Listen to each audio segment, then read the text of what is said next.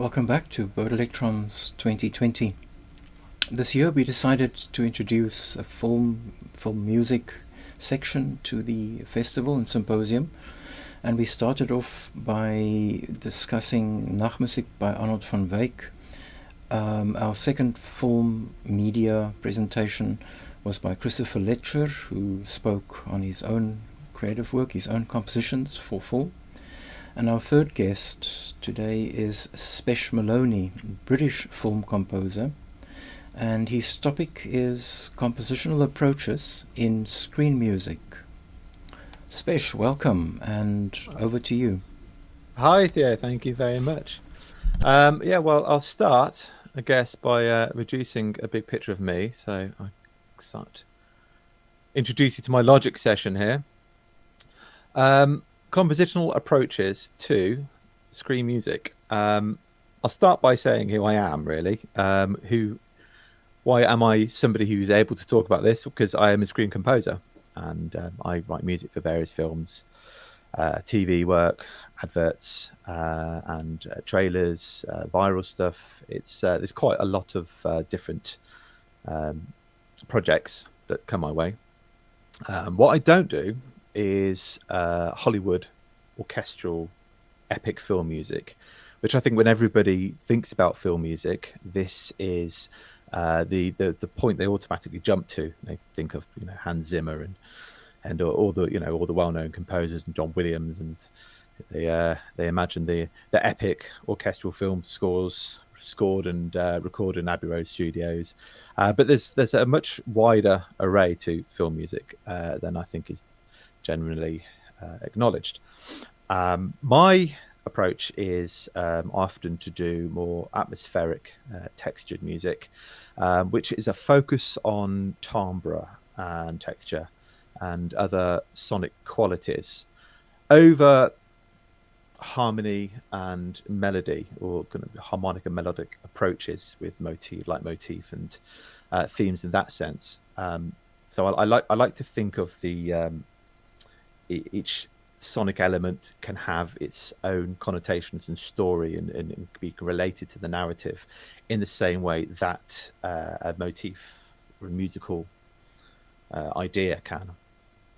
And there are many different approaches you can take to doing this, and I'll start with a film that was shot in the Arctic, in northern Finland, in Lapland. I should get it up first.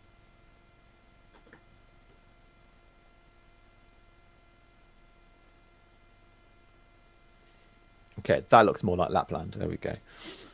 And it was a film that is about a man who is a manic depressive who used to work for Nokia phones, as everybody in Finland does. And he had a bit of an epiphany and a midlife crisis and an emotional breakdown. So it's what we're calling a cinematic documentary. In essence, it's an art film with an element of social realism to it. And for this film, often when I work with directors, I like to break it down into themes, ideas that the director has that they're trying to convey.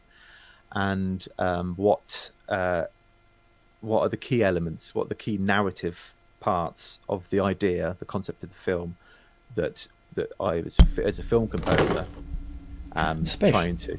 Yep. Sorry for interrupting. You disconnected your Audio Movers session. Of course.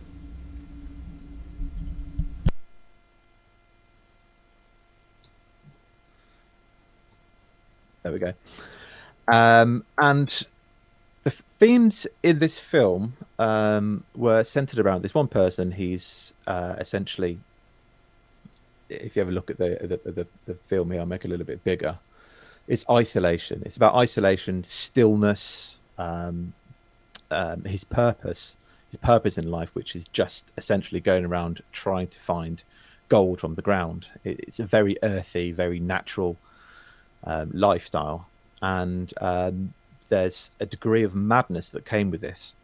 And so the ideas we were looking at were isolation, stillness, but with a great expanse. And and an element of madness to this. So, I mean, how do we do this? Well, my first approach this was to take a holistic approach. So we actually recorded the audio, the score for the film on location, because I was there doing some work with the sound anyway, and I was going to be composing the score.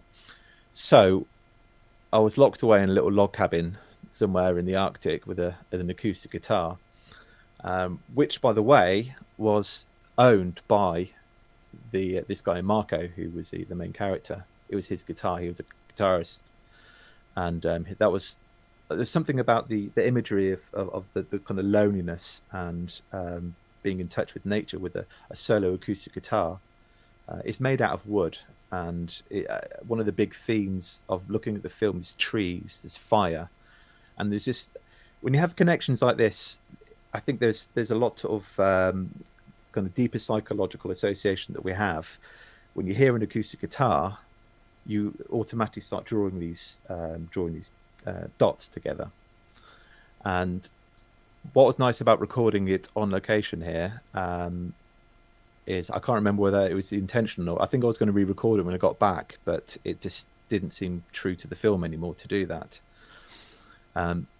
Is that you're restricted, so we kind of come away with this audio source, which is this acoustic guitar recorded in a log cabin, and the idea was to use that and only that, and create the score from it. Along with, instrumentation wise, I wrote down acoustic guitar and Arctic wind, because we use a lot of sound to kind of support the acoustic guitar, almost like a drone. Like there's a drone underneath, it's constant blowing of wind to get the sense of cold. And perhaps I can go just to one of the acoustic guitar sounds. Me. Take the interview out.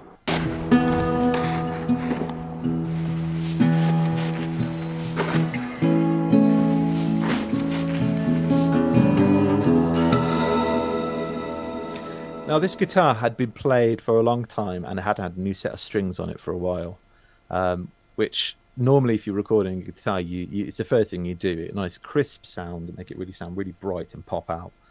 But again, it's a holistic approach. That's not really true to the film.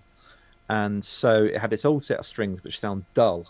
And again, I thought about re-recording it, but when I kind of came back to use on my own guitar, which is a much better guitar in itself, the character had been lost from it. It became too clean, and the character of that particular instrument had all disappeared. It's like the soul of the music couldn't be recreated in the same way.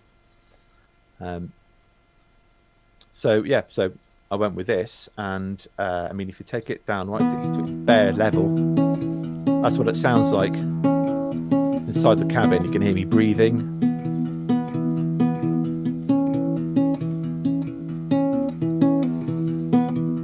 And this was a case of sitting down and reflecting on the ideas. It's towards the end of the week shoot that we'd been there, and thinking, about all we'd experienced. We spent a lot of time with this guy, and my instinctive reaction was to go for something quite folky. I've got a guitar. How do we use that? What's, you've got a limitation there. So I jumped straight in with a Dorian mode. For, I think a lot of guitarists understand more than everybody else. A Dorian mode is a major scale with a flattened seventh, but still got a natural sixth. So it's got quite prettiness to it, but with this tension in that flattened seventh. And it's used very often in certainly Celtic folk, and us being Westerners, it fits it, the style of the mode, that particular scale. Just automatically brings out kind of a folkiness to it, which kind of felt genuine. Indigenous music of Lapland is the Sami music, which is something that I didn't really want to get involved in too much, because then it's not a cinematic documentary in the same sense. Then it becomes a more lifelike documentary about the people in the area, and it's a story about him, and not the cultures of the environment he's in.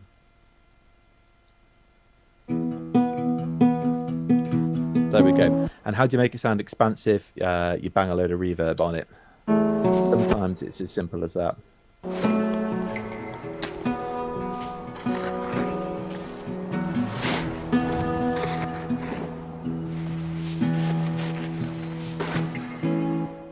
So it's just a few of the things, because we were I was limiting myself to just using this guitar. There's a few moments I've used harmonics on the guitar.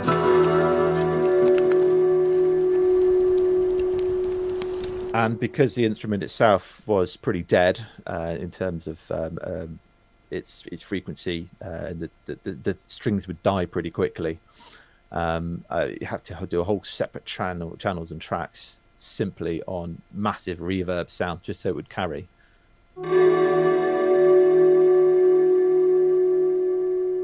That's normal. A guitar would never sustain for that amount of time, so it's a case of using a few tricks to create other sounds and use it within the world of the film. And it almost becomes a different instrument then when you start adding effects on. You can use that same sound source, so it still fits in and has the same timbre and texture, but you just creating something else with it. As with a lot of my scores, I will break it down into these themes I was telling you about. And just as a quick note here to look at, I've separated all these sections here. They're almost like scenes of a film, really. It's a documentary, so it's not as episodic as perhaps other TV or film.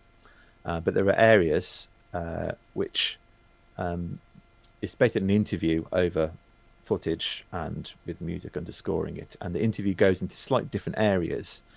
There are moments when he sounds like he's utterly talking nonsense and being mad, and there's moments when he's finding gold, so this is like his purpose. And all of these have different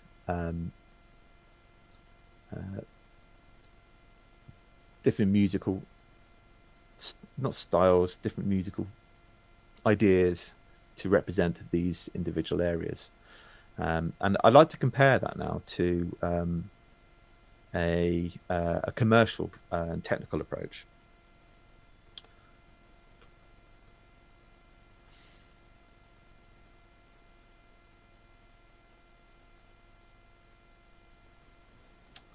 Okay, so this was a TV series that was about to go into production before COVID changed everybody's plans. It was like a young people's drama. It was a pilot episode being put together. Let me just log into the transmission. Hopefully that should be coming through. And it was a very quick turnaround. So taking something like that last film is called Rich in the Life, where you have the artistic license to pretty much do whatever you want. It's an art film. It did festivals.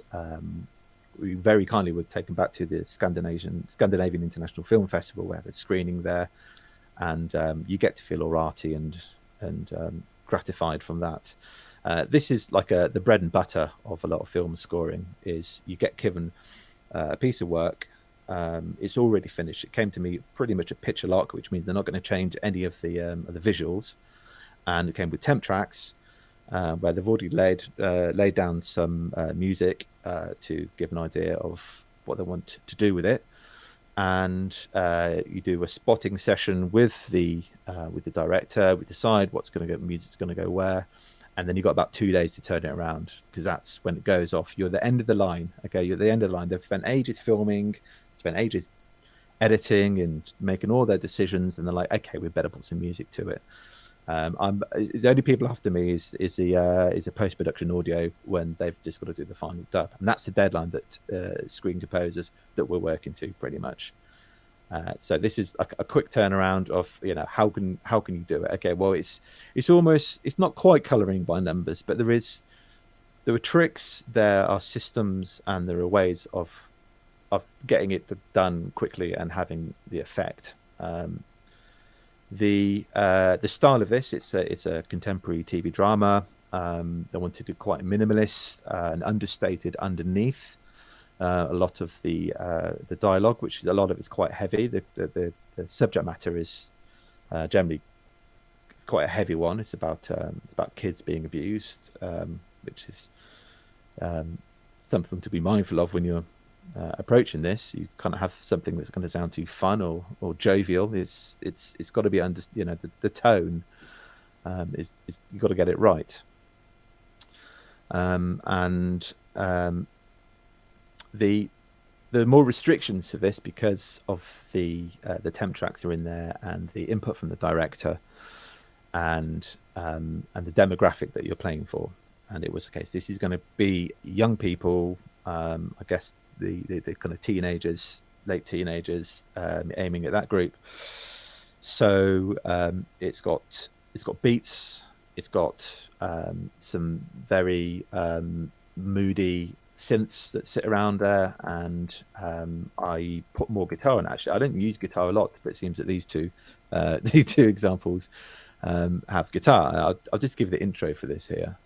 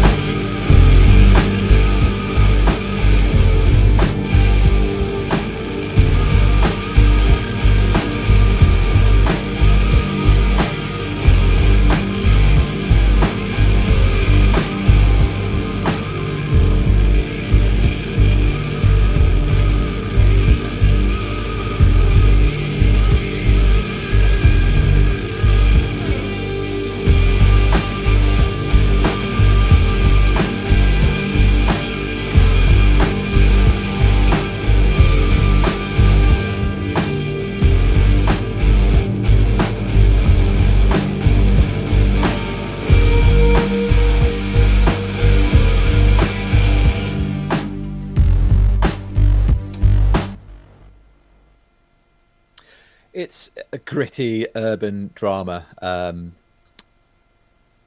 So I think one of the first things I would have done coming to this would have been to look at that intro and see this is going to be the music that's going to set it up. We're setting the tone here, and you see this hit point here of the big title. It's popping up.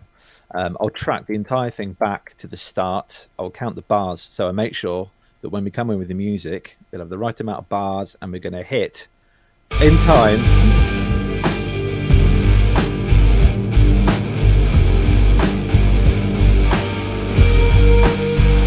It's a simple thing like that, where it is if you're sending it off to the editors and the directors to have a look at, if you worked out all the timings even before you've played any music, you're going to hit these points, and it saves any kind of more complicated trying to shoehorn obscure time signatures or accelerando, speeding up, slowing down, and all the kind of musical movement that's nice to have when you've got the time. This is just a case of trying to get to the final outcome as soon and as quickly as possible.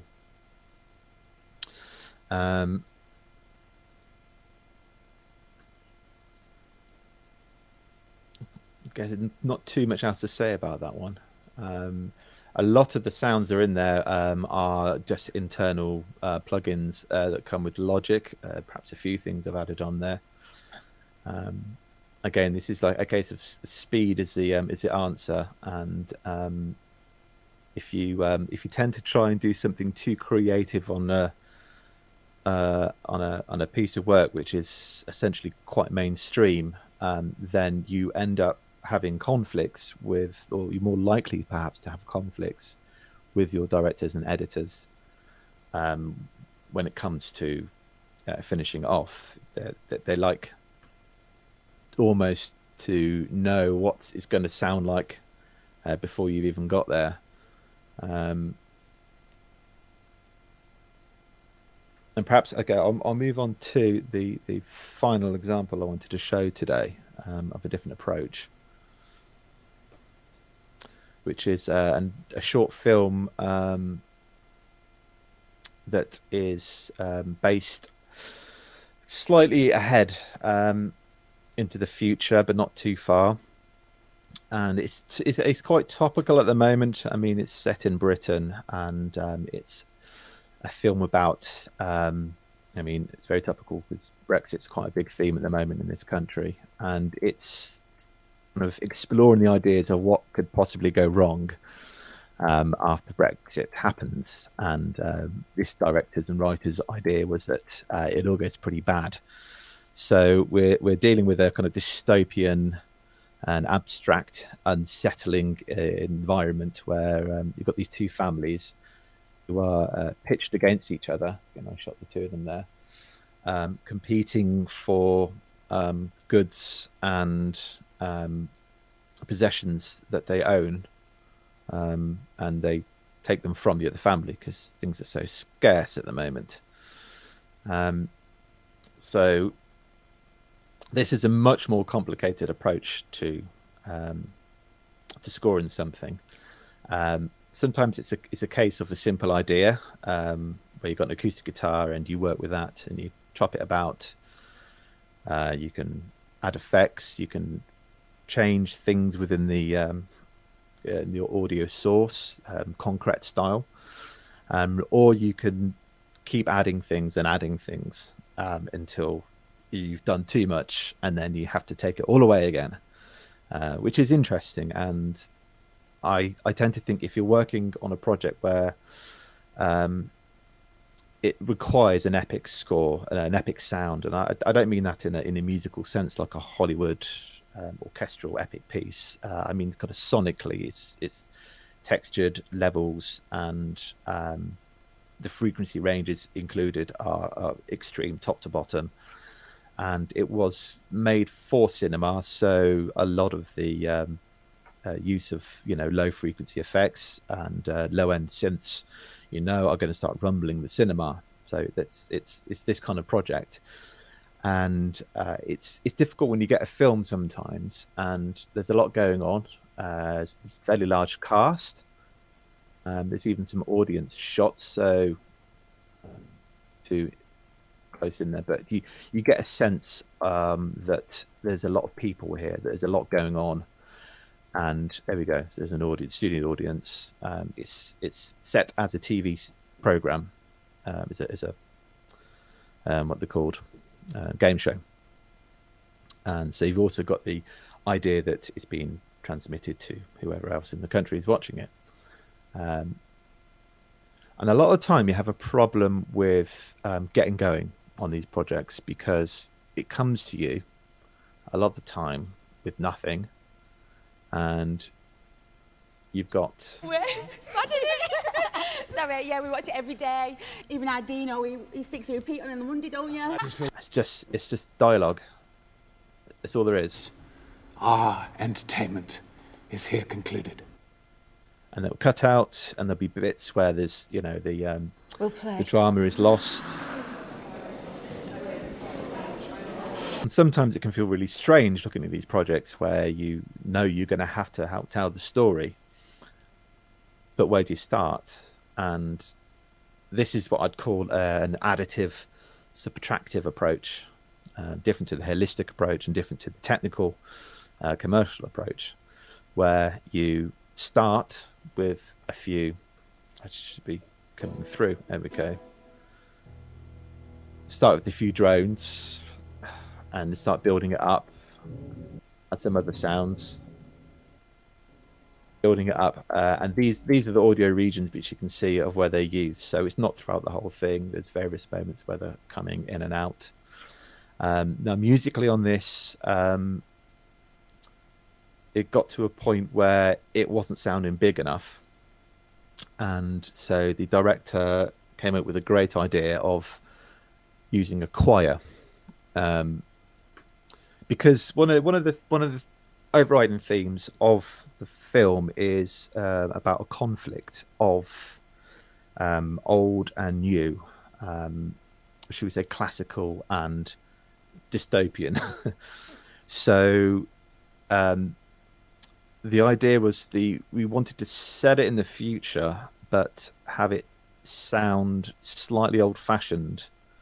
And as I was saying earlier, I'm not a big one for going in for orchestral Hollywood scores. So it's played well that using a choir in some of the bigger moments gives it a kind of a classical, a nod towards a classical style of music, and but still doesn't become cinematic. And it's balanced with a lot of synth sounds, and the synth sounds could sound modern. We could have gone for something that's really cutting edge and the latest whatever sounds are available. But we kind of regress to a lot of older sounding, maybe hark back to the kind of 80s synths, and actually develop one. We'll Snatcher, there it is, and it just sounds like an broken old synth. And it's kind of one of the themes of the film is just this one sound.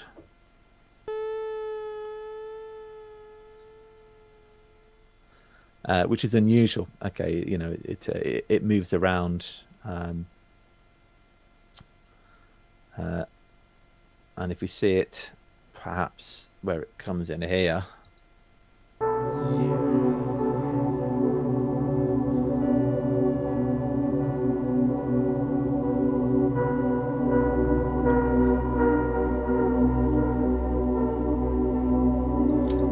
And that's it. And it's got a pitch bend on there. It's got automated pitch bend, I assume, unless I did it real time. I would have done that real time then. So we're just bending down using the pitch effect like that. And it just becomes really unsettling. As it dies, it kind of falls away. And it comes back later.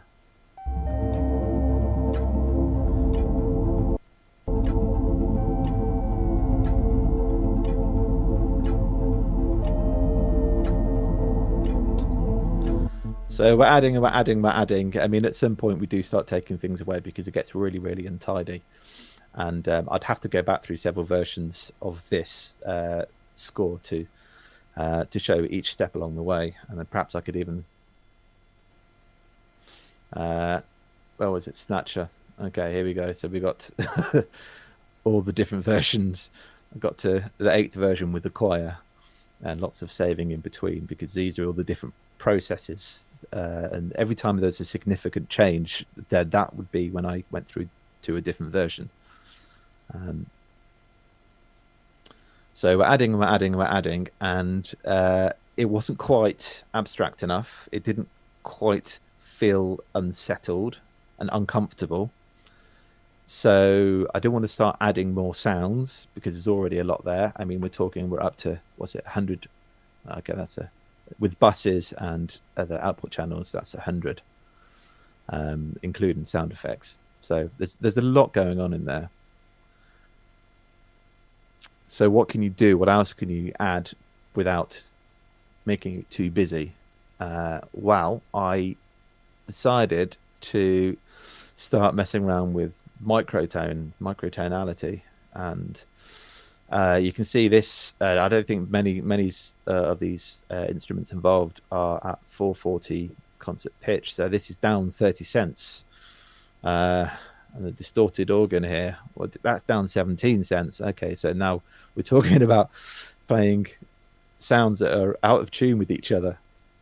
That one down 17. Okay, and then we've got the choir as well, which is it's a mixture of recorded live instrumentation and a VST virtual choir as well. Pitch shift on there. Okay, down. Okay, so we've gone down quarter tone on that. And the effect when you get together is always going to be a bit risky because does it sound out of tune or does it just sound unsettling? Maybe both.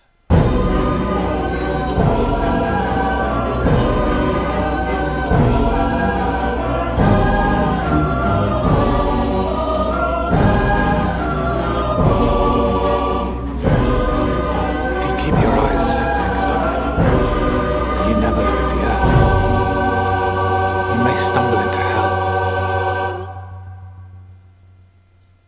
Which felt quite brave. You can hear now. You can hear it's the microtonality. It's a lot of it sounds out of tune. That's because I've pointed. I've drawn your attention to it. Whereas, actual fact, if you watch it in context of watching the film, because I tested this, I had to test this. People didn't notice, which is really surprised me. If they said it sounds really uneasy, really uncomfortable, we don't know why. And I'd say, do you think what sounds wrong with it? And they say, this sounds really odd. I say, does it sound out of tune? And people would be like, I don't think it sounds out of tune. It just sounds really uncomfortable. And I listened back to it, and I winced because I know of all the microtone pitch changes I've done to it, sometimes on buses globally and sometimes on individual instruments. And then we've got a couple of, okay, I do use some orchestral instruments here. There we go. Oh, okay.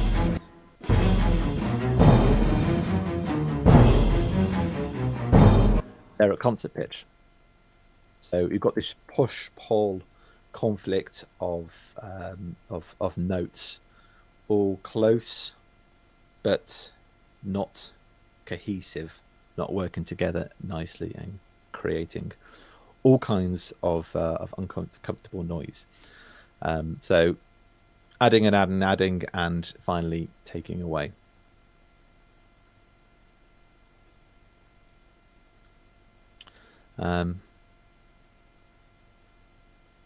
I could probably look at the choir a bit more detail as well. That might be of interest to people.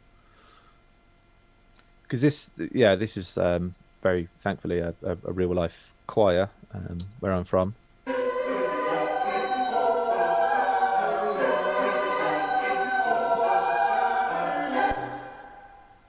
It's nice when you work a lot in the box, as we call it, using instruments and sounds, albeit found sounds or sampled sounds, real sounds.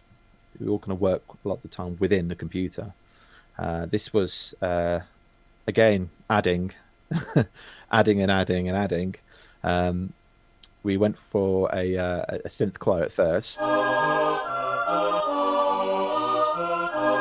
By itself sounds terrible. I mean, it's a terrible MIDI representation of a choir. As it sits with the rest of the real choir, it actually just fills it out quite nicely.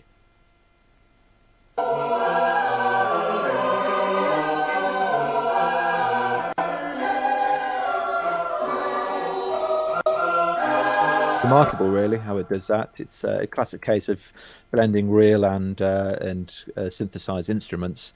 You trick the ear into thinking that it's all real. Which is very handy. But of course that involves scoring the entire thing out. So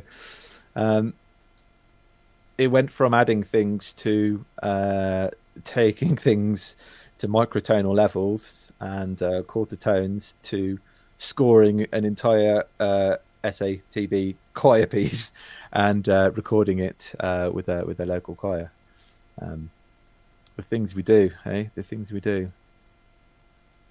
Which I did score in Logic using the actually, there might even be on here. Go into the folder there. This is a SOP piece. So I think I probably would have used a separate Logic session to score the choir parts. Yes, I did indeed. In fact, they've all got each individual cue. I don't have to close that one.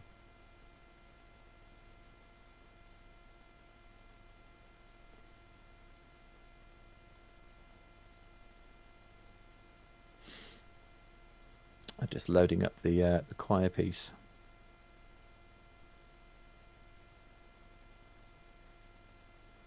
Yes, yeah, the movie's missing. Here we go.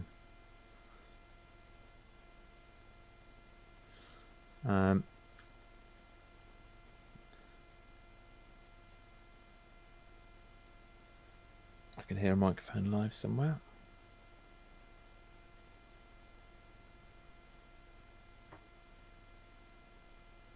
And that's a whole piece there. I mean, this is probably as musical as my scores get in terms of using music, melodic, harmonic structure, melody, counterpoint, motif, and all of that. Yeah, you can see it's a C minor with a natural B in there. So we're using some kind of a harmonic minor.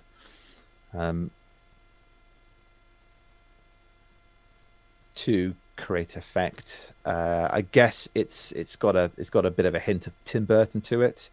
Danny Elfman, which is a kind of a very mainstream composer, really. Director actually was a fan of that style, so we incorporated it. It's that one note really, a minor key, but with a C minor with a natural B in there. It automatically gives it that kind of feel, and that is adding and adding and adding, and then taking away. And I think that about covers what I was going to talk about today. I've gone quicker than I thought.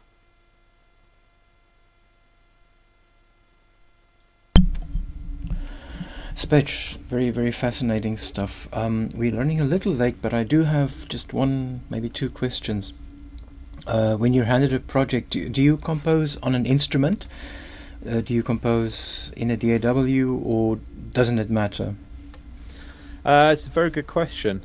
I think relating to this, going to move on to a different screen. There we go. Relating to how I'm talking about different approaches, it does vary on the project itself. Mm-hmm. And I think I think I can reference the first film, Richard's Alive, on acoustic guitar. I sat down and got the nuts and bolts of it, got the majority of that score on a guitar, sat down and played an instrument. That, of course, is only half the journey, because then you go on to edit within a DAW as well. So it's a little bit of both. Okay, all right. Well, huge thank you for your time, for preparing, for sharing with us. It's always very, very interesting to see the inner workings of a composer's mind on the page, but then to hear, the inside story, the inside the inside knowledge, so to speak. Thank you so much, and I do hope that we can speak again soon. Great, thank you. Yeah, thank you for anyone who's listening. Okay, bye.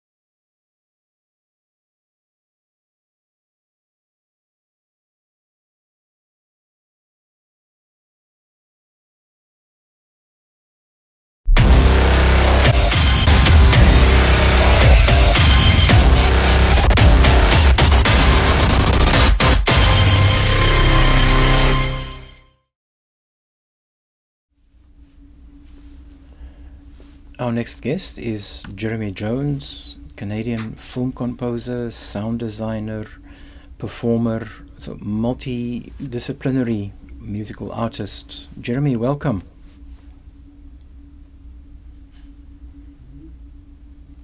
What the hell? He is freezing. Okay. I will switch him again.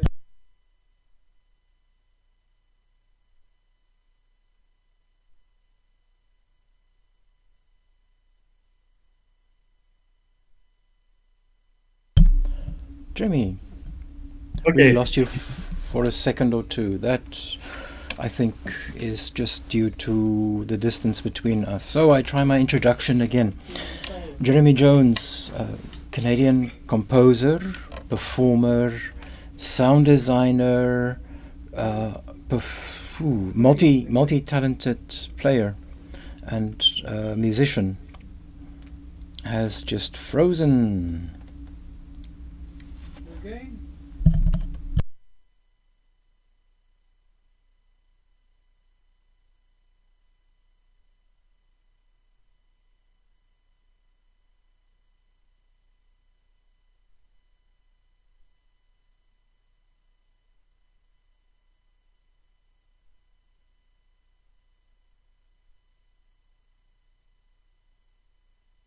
Jimmy, I can hear you. I can't see you yet. Stand by.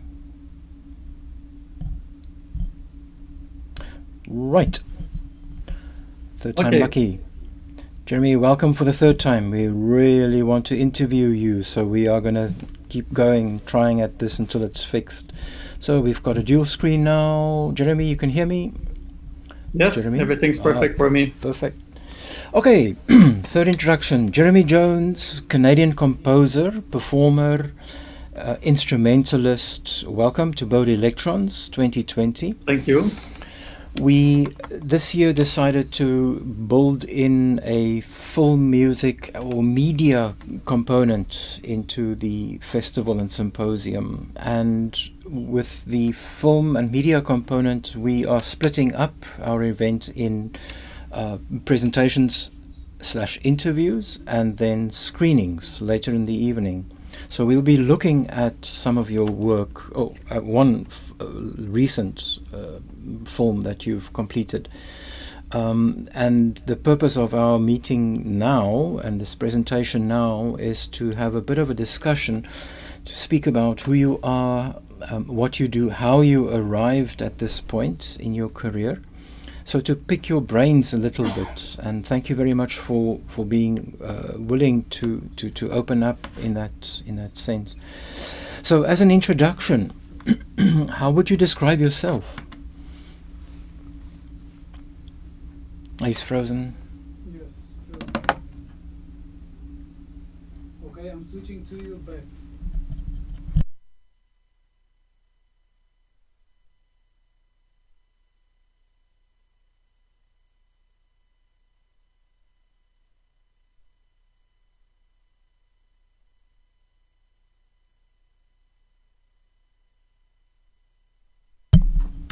Jeremy, 1, 2, Jeremy. Yes. Okay, excellent. Back If I again. ask you, Jeremy, in terms of an introduction, I've tried during my short intro to describe or to present you initially. How would you like to describe what you're doing at the moment, where you're at, so to speak? So how would you describe yourself? Yes, I can do a little introduction and what happened until now. I started to do music as a young kid, a little bit, trying a few instruments. And when I was teenager, I started to play electric bass. And I played a lot with bands, punk rock, a lot of punk rock bands, with friends and cousins. We played in a garage band all the time. So that was a bit my introduction to music. And after that, I started to like it a lot. and I wanted to study music. So I decided to go to college to study electric bass, and I started to play at the upright bass at that moment. So that's what really brought me in, and I had a lot of people around me who played music in the family and everything.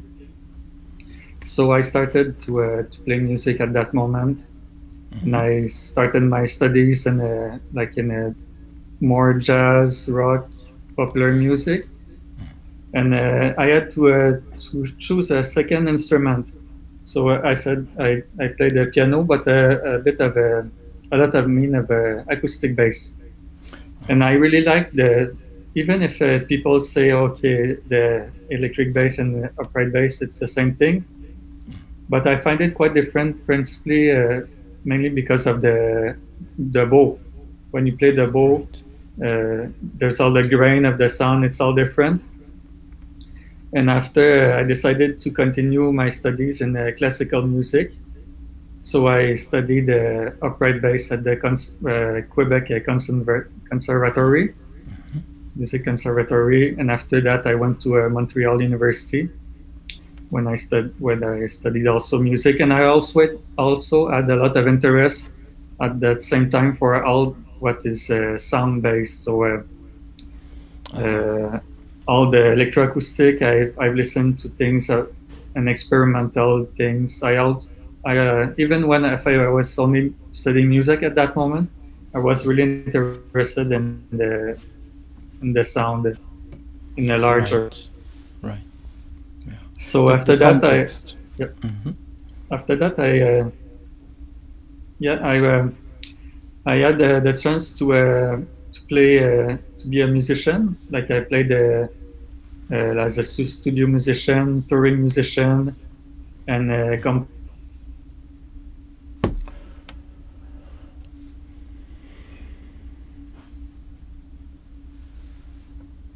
Frozen.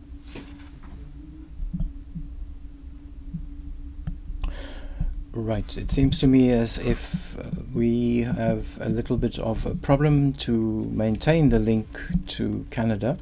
I suggest, therefore, that we cut the session and that we reconvene at 6 o'clock this evening.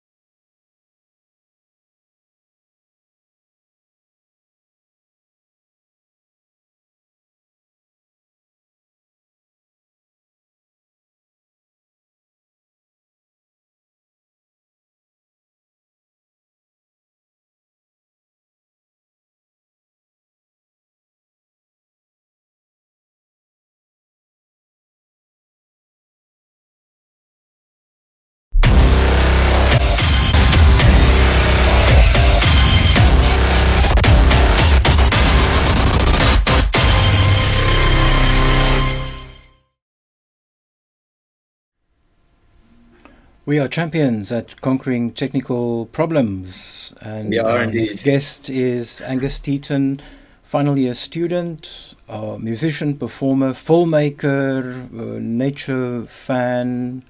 Angus, welcome, and we look forward to hearing more about some of the projects that you've been working on whilst at UCT. Hi, Theo. Thank you so much for having me on. I want to start off by saying thank you to everyone involved behind the scenes and making this festival run so smoothly. It's been awesome to log in over the last few days and watch many of the presentations. The standard has been extremely high, and I'm honored to be able to be a partaker in this amazing event. So thank you to you all.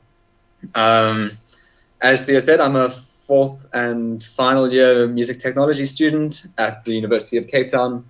I've been in Cape Town since 2016 when I started with my studies, and I'm doing sort of a double course, one in technology and one in traditional African music. So when I started in 2016, with my background being in classical flute performance, I was put into the classical stream, learning Western classical theory, Western classical history, Western classical oral, and fortunately managed to change that up in my second year when I started taking traditional African subjects as my core subjects instead.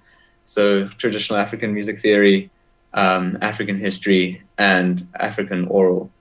And today I would like to present to you how this sort of different look at music and different look at how music works and the theory behind it plays very nicely with the electronic composition that I've been working on in the technology course. So the correlation between my African studies and my technology studies. So I think this can be summed up quite nicely by explaining to you the very first African music theory lecture that I had under Paul Romelier. And the thing that stood out about this particular lesson was we sat down, most of our second year students having played instruments for many years and having studied traditional music theory for many years as well. And Paul sort of said, okay, let's get back down to basics. Let's look at exactly what music is, what is music comprised of? And he broke it down into 5 important elements for us. The 5 elements being pitch, rhythm, dynamics, harmony, and timbre. And he made it very clear that each one of these plays an important part in any musical piece, and that by manipulating just one of these elements, you can almost completely change the message that you're sending with your music. And I think this ties in really nicely to what we do as electronic music composers, people working in sound design and things like that. It's so important to have each one of these elements in mind. And I think one of the things about the way he presented these 5 elements that I found so exciting was his emphasis on timbre. As a traditional flute player, I hadn't been taught to focus too much on timbre other than practice the correct technique in order to get the best possible tone out of your instrument. There wasn't too much focus on changing timbre over time or throughout the piece to emphasize certain parts of the composition. And here we were learning about how it's very important to play different African instruments, certain instruments with different varying techniques so that the timbre is changed. And I think that has had a huge influence on how I've been composing over the years. And I think it's very cool when we look at how sort of sound design and the music that we listen to as contemporary electronic composers sort of focuses a lot on timbre and sound design. I know that for me, listening to a lot of the performances over the last few days, that's been the standout element, aside from pitch and rhythm, and I mean, maybe dynamics is second in line. Timbre, for sure, has been a big emphasis for me. And so that first lesson in African theory really kickstarted an interest in how these thought processes behind how African music works can be used in electronic composition. So without delaying things too long, I would like to jump into a piece that I worked on in 2018, which revolves around an African instrument called the nunga nunga, which is a type of mbira, and how I used idea processes from performers performing in these nunga ensembles to recreate a sort of electronic rendition of a nunga performance.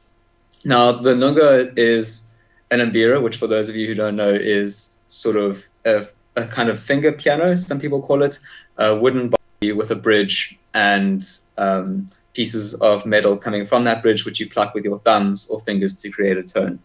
And when this instrument is performed traditionally, it is performed by multiple people, all playing slight variations of the same unifying idea. And that is sort of the center of what this piece is about. So it's a cyclical form of music, which means that it's one short idea repeated over and over again with multiple layers of variations, and the variations evolve and change over time. And the way that they interact with each other over time then forms this more complicated piece from something that was originally quite simple. So I'm going to share my screen here with you quickly and bring up the Ableton.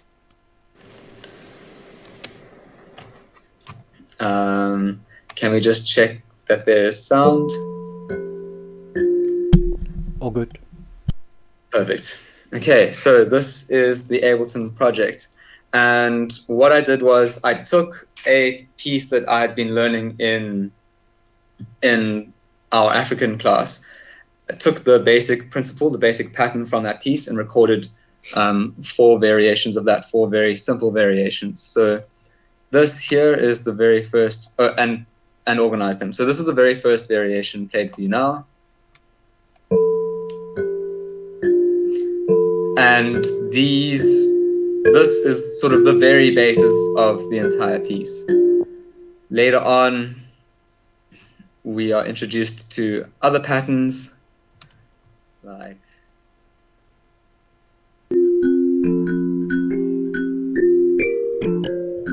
that one there, which is a slight variation of the pattern, and so on. There's four patterns that are layered on top of each other initially, and each one evolves.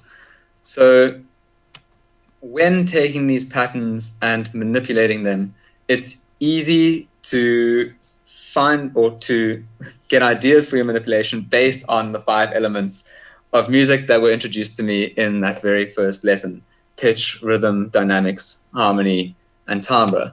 And I'll just show you very briefly 1 or 2 very easy ways that I altered 1 or 2 of these things. For instance, here using Ableton, I've taken the pattern and chopped it up into small pieces. And looking down here at the transpose button, if I go through the various samples, this one you can see has been transposed up by 6 semitones. By 5 semitones, sorry. This one by 7, and so on. And so by making these very small adjustments, we can create variation in this piece.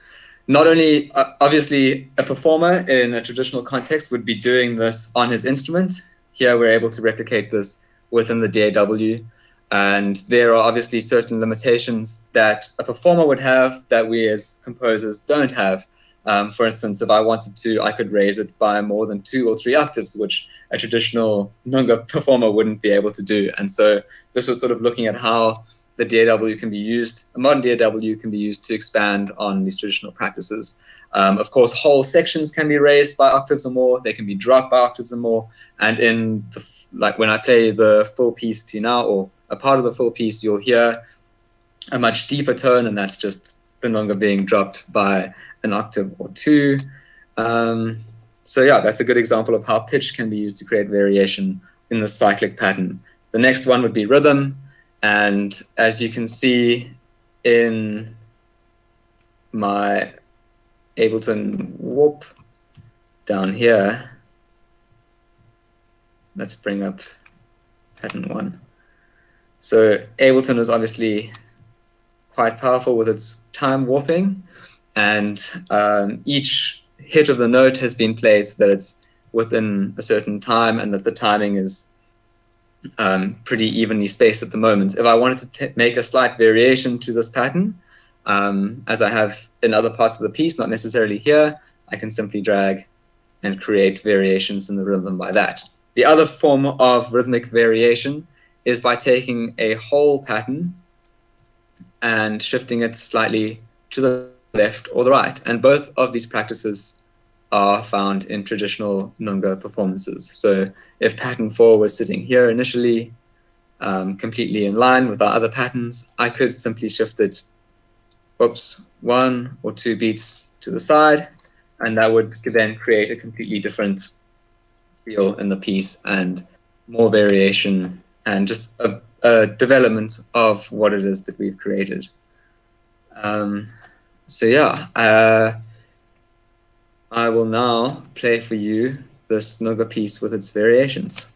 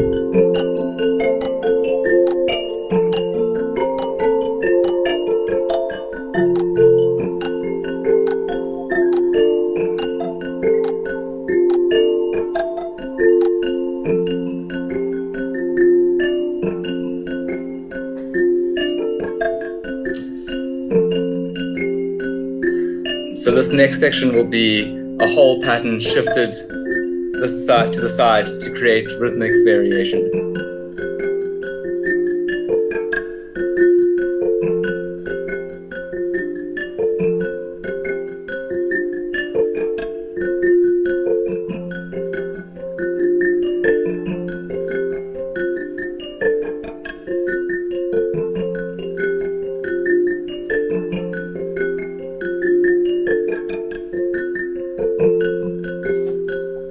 now returned to the standard basic, the basic pattern.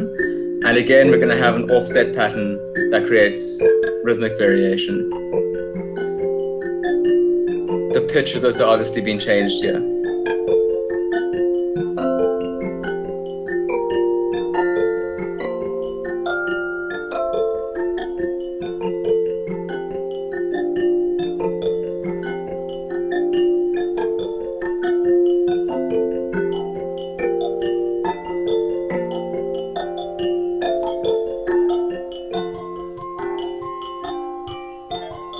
Okay, the offset is sort of ended and everything's back in time with each other. We just have major pitch variations. Now we're going to start using effects like delay to fill in spaces and create a more electronic texture.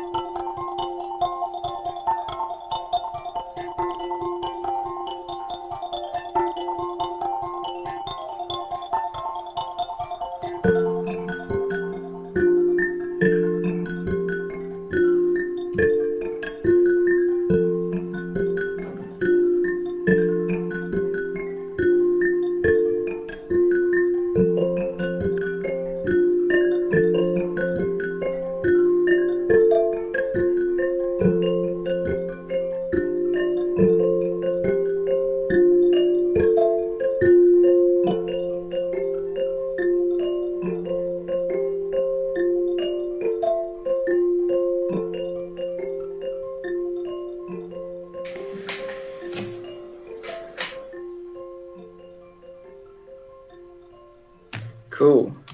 So I'm sorry that I didn't explain the first part of the piece. I sort of figured halfway through that it might be good to add in a little bit of commentary.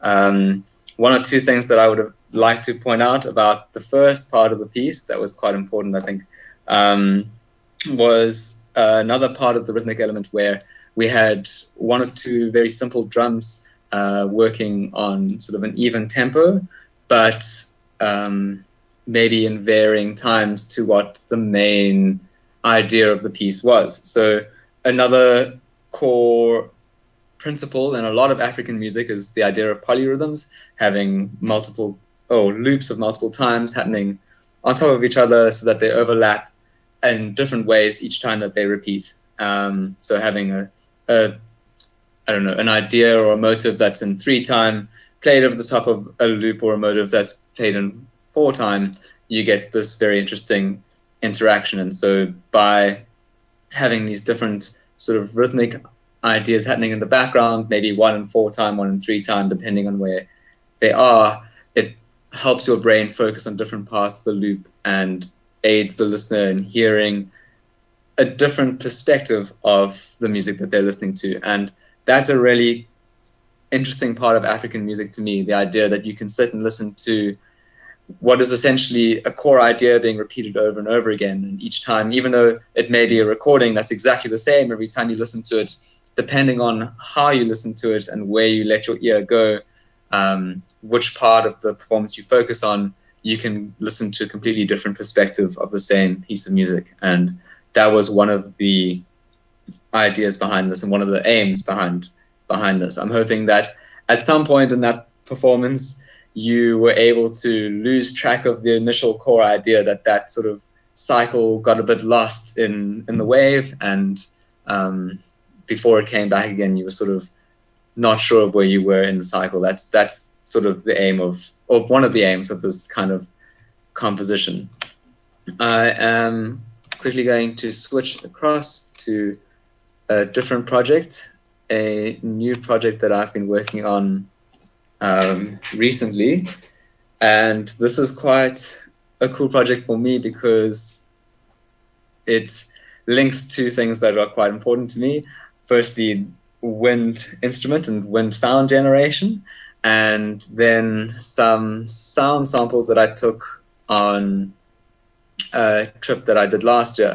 I was privileged enough to take 2019 off from my studies and travel down the length of Africa on my bicycle from Cairo to Cape Town and see all these different cultures that I'd learned about in many of my courses, and see how music played a part and a role in their everyday lives. And although the main idea of the trip wasn't to record audio along the way, I did have a little microphone, and I did manage to get some small snippets of music as I went along. And while this project doesn't hold most of those snippets, there are one or two that are used, even if they're not heard prominently. And so that's why this piece sort of is special to me, and why I'm presenting it to you today. So yeah, I have the piece here, and I will share it with you.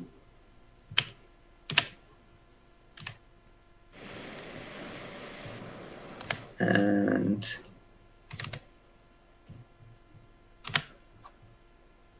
let's make sure that we can get some audio coming through.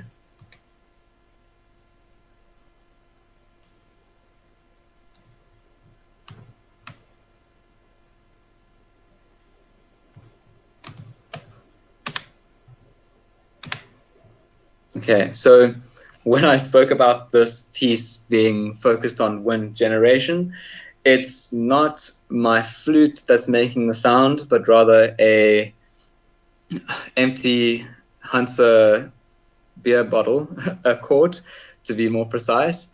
There are a whole bunch of raw samples that I took in the studio of me blowing on this poor Hansa bottle, and these have been processed and arranged in such a way that it forms the core part of this piece. There are one or two synthesizers that run as well, and then of course the samples that I was talking about in, as I was talking about just now. Another core principle that I've sort of stuck to here is the idea of layering things and making each layer a variation of the last. And so here we have one layer and its variations, and each one helps to form the sound design for a particular idea. I'm not going to go too much into the sound design behind this, because I think it's pretty self-explanatory. It's a lot of compression and a lot of reverb, but I hope you guys enjoy. The one sort of sample that you'll hear in the piece is a little girl singing towards the end, and this was a sample that I took up in Port Said in the very northern tip of Africa just before starting my cycle trip down. She was a girl that I met just outside one of the churches in the city, and she was very, very happy to sing for me. And this is, sort of a piece that features this, what I find quite a beautiful and in a way haunting vocal. So I hope you enjoy.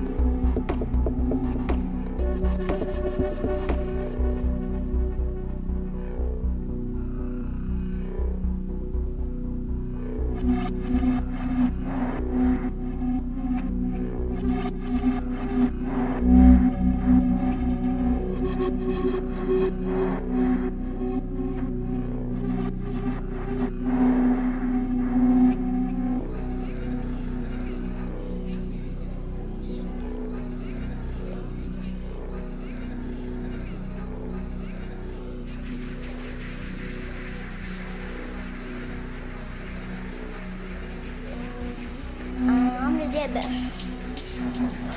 هي وانت يا حبيبي لا مش حاضر.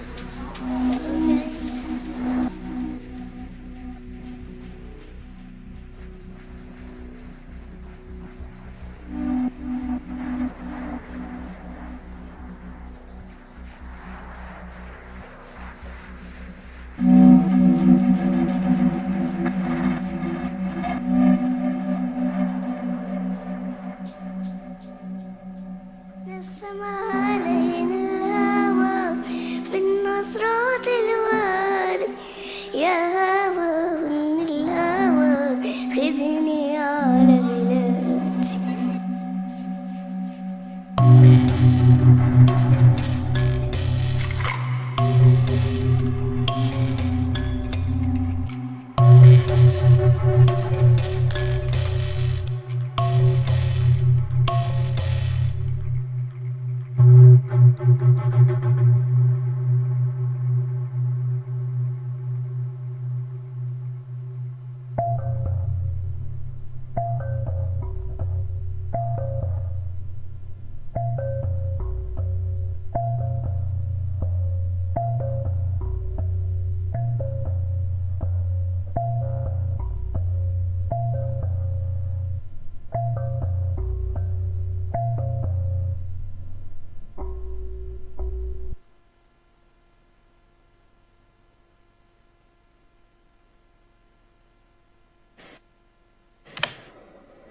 Cool. I hope you enjoyed that. I hope that it's been a Can we have dual screen, mildly please? There we go. mildly insightful look into my composition techniques, my musical background, and sort of some interesting ideas behind, composition and the way that African techniques can be used in that. Theo, thank you so much for your time.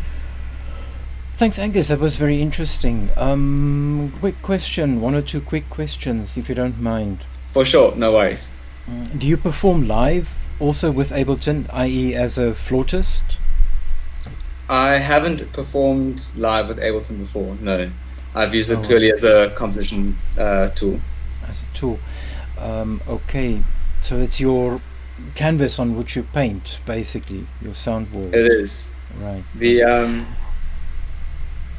I find the dual screen setup with the different views is very helpful for both organizing clips, sort of affecting them, processing them, and then arranging them. So session and arrangement views in Ableton I find very conducive to sort of the composition process. How you think about what you want to create and how you're going to get there. Yeah. Well, it's always nice to find a tool that one really feels at home with, and you settle in and you do your thing.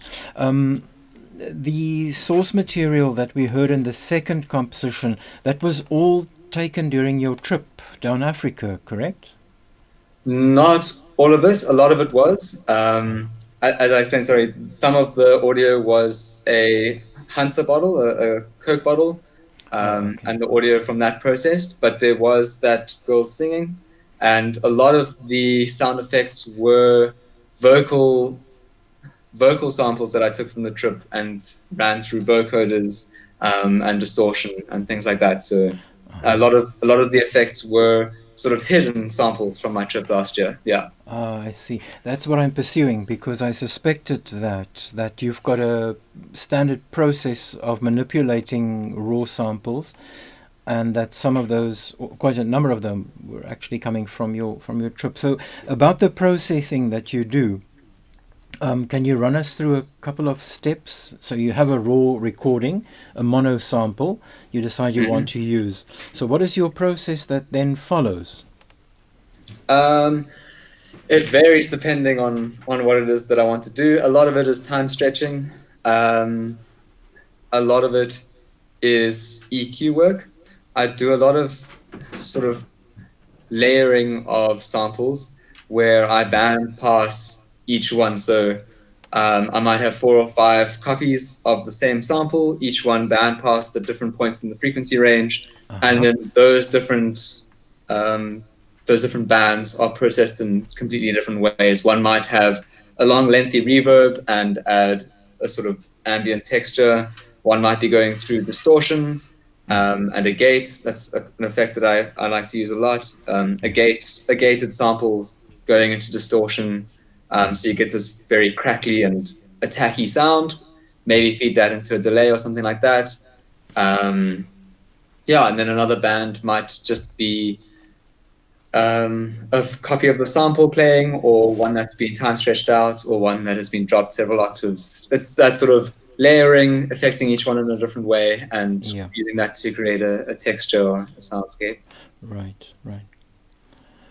And your future plans, do you want to establish yourself as a composer, arranger, sampler, full music composer? I would love to work in the composition space. I'm also very open to working on composition and sound design for film, and so hopefully I can get something involved there. I have plans next year to be doing work in Uganda, some of it in the tourism industry, but I hope to spend a lot of time working with local artists, either helping them produce their own music to be marketed out, or working on my own compositions with collaborative help from local Right, people. So, right. yeah, that's sort of the plan for next year and for the near future. Excellent. Angus, thank you so much, and look forward to hearing the next composition. Theo, thank you. Right. Everyone, thank you so much. Ciao, Cheers. ciao.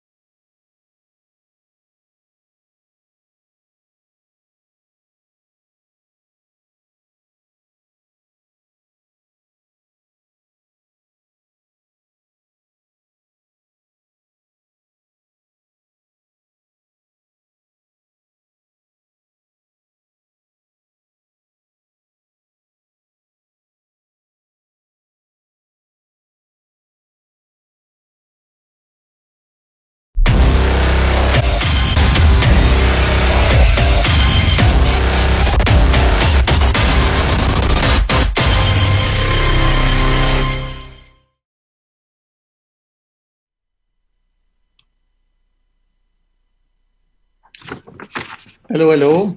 My name is Jeremy Jones. I would like to thank Theo and Marek and all the Board Electrons team to give me the chance to present my music today, and also my parents to being alive.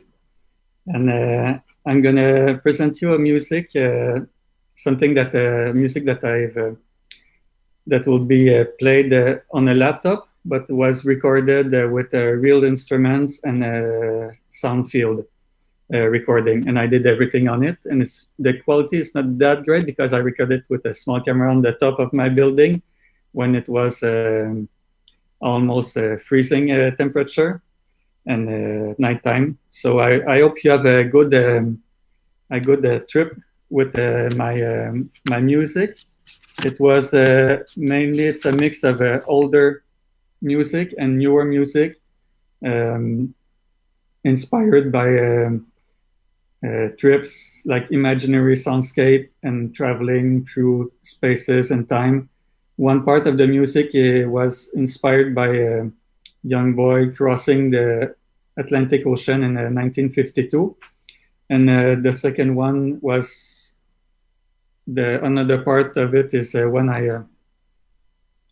when I went to Europe to play to music festivals. Between, it's a bit a mix of people being close together but not talking to each other and just having the other person doing. I hope you enjoy the music, and thanks a lot to everyone. And Marek, you can start the video. Thank you.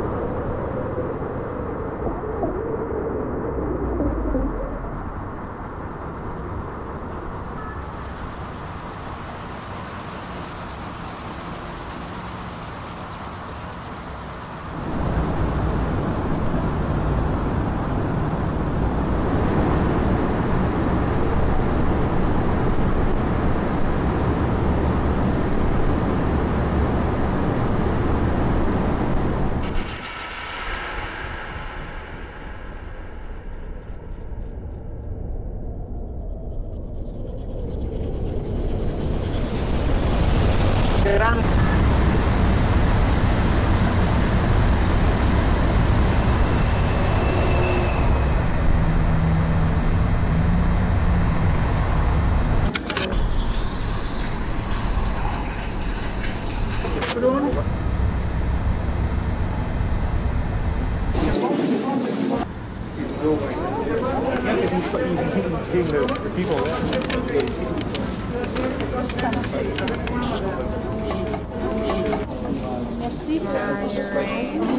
Vous avez déménagé pour aller Saint-Paul.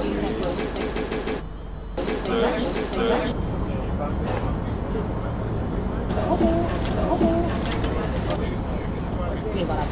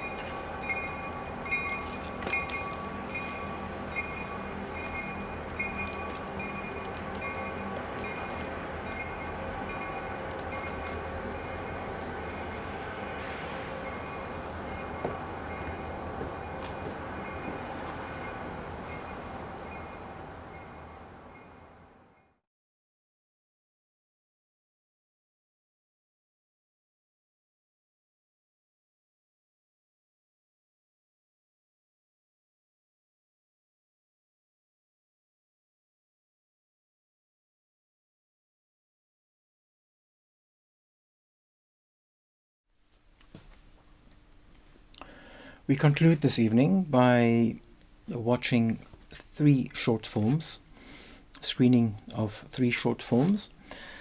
The composer in each of these scores, of each of these scores, is Spesh Maloney. We heard him earlier this evening. And the 3 movies, the 3 films are, first of all, Rich is the Life. Director is Tim Baxter. It's approximately 10 minutes long. The second film is The Open Door, directed by Jack Lee, and it's approximately 19 minutes in duration. And then finally, The Snatcher. The director is Chris McGill, I beg your pardon. 3 movies, Rich is the Life, The Open Door, and The Snatcher.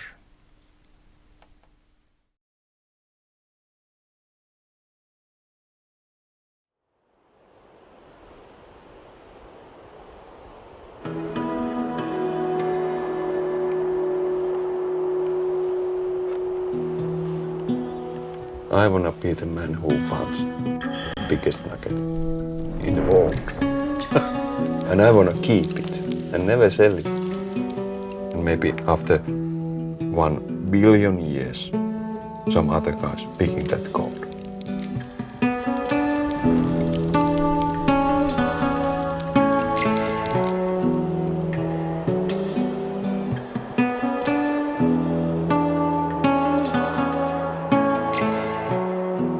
My name is Marco, and I have been a gold digger over 30 years. Gold has made me what I am. My father was the man who takes me first time to the gold fields. Over 30 years ago, I was 6 or 7 years old. After our visits, I told my dad I will never be back because it was so rough. But somehow, every spring when father asked me, "Hey Marco, are we going to be prospect?" I say, yes. I work for the Nokia mobile phones almost 20 years. First it was good because we needed money and it was okay. But then I just tried to be there.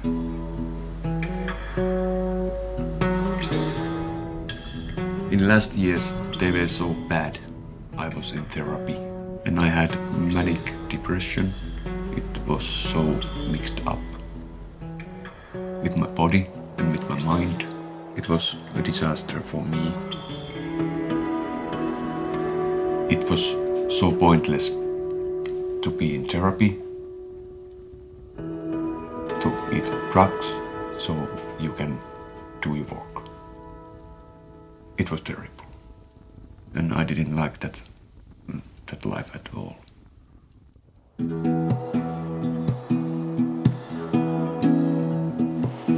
Every morning we must be able to watch ourselves in the mirror. We need to have that feeling that I'm doing the right thing. Just had to end. Because I'm dying.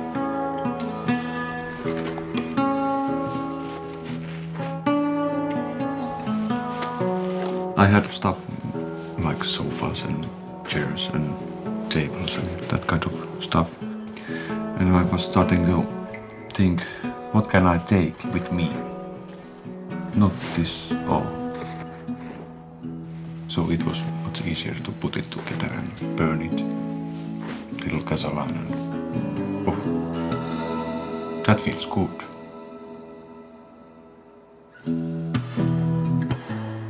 Fire gives a newborn, rising from the ashes. It cleans.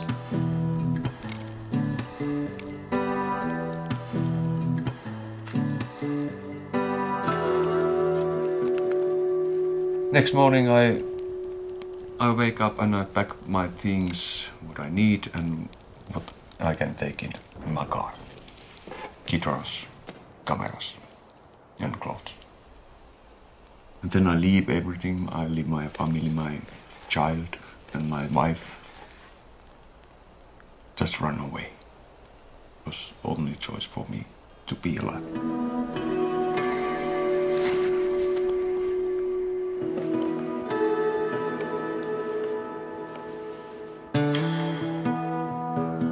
Tankavaara is place for the dreams, and they can come true.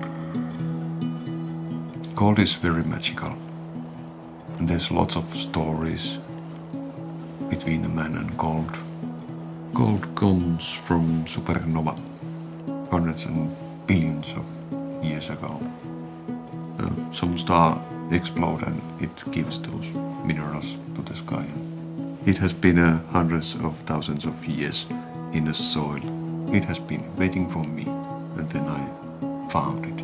I pick it up, and it's mine. There must be very big nugget. It just wait. Maybe me, maybe some other guy will find it, but it just wait there. Maybe another 100,000 years. That's why Tankavaara and whole Lapland are so important and mystical places to dream hunters.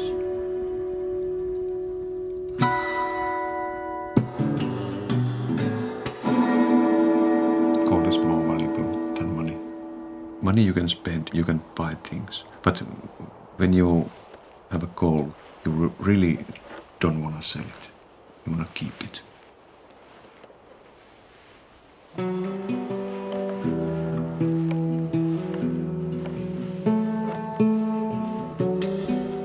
Life is rich and wonderful when you get it right. All of us, we have our own right feeling. And this is mine.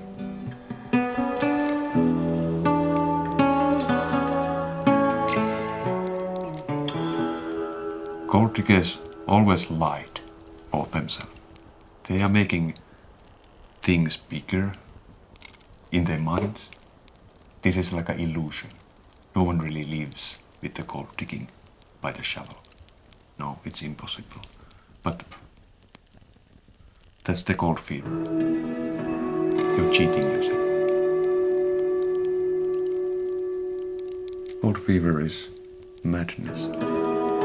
You really cannot have it enough. You want more and more. You forget yourself. You don't mind when you're tired. You just continue and continue and continue till you collapse. It's like a fighting between me and greed.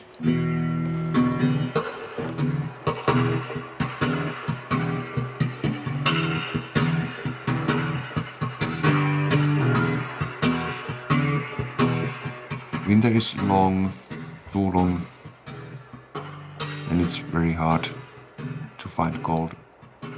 It's much harder work than the summertime.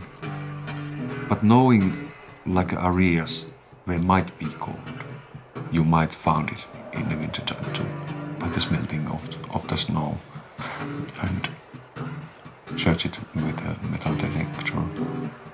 It's possible, but you really need to know where to search.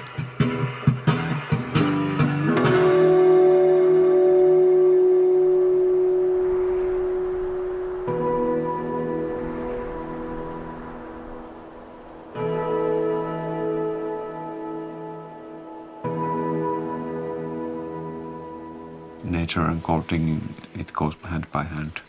If you take a challenge with the nature, you will lose.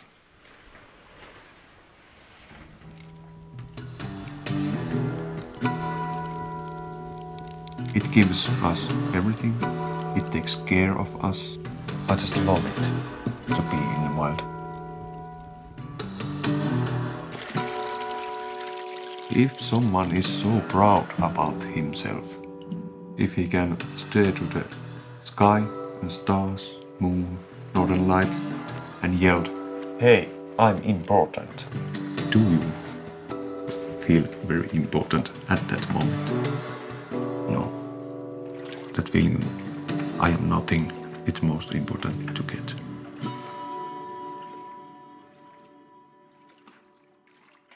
In Finland we have this word sielunmaisema.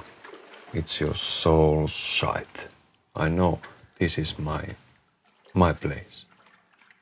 I belong here.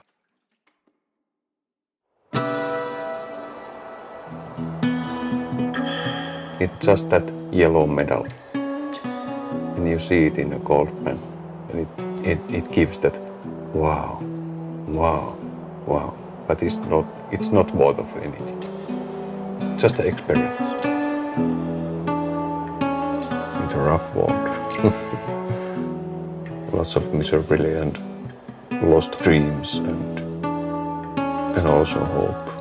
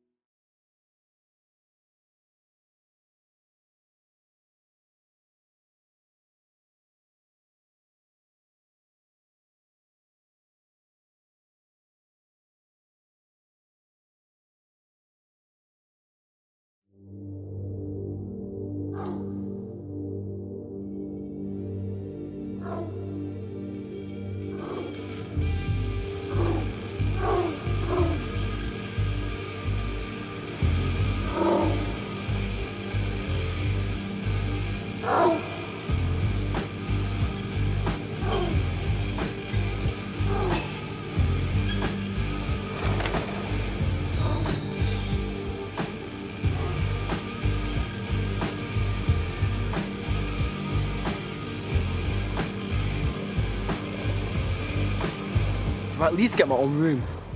She doesn't wet the bed anymore. Do we have to live here? Yes, we do.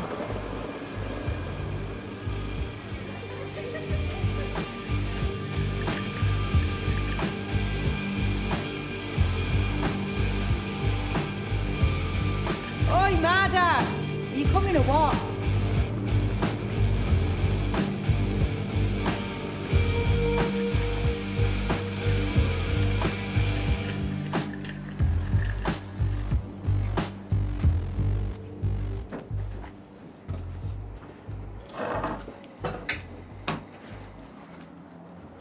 It's all mucky and broken from the van. You see my console? I swear down I left it here. Do you want to come and help me? I used up all the birthday money Dad gave me to buy it. Yeah, well, I'm sure there'll be another payout at Christmas. Will you come and help me before this thing falls apart? I'll do it.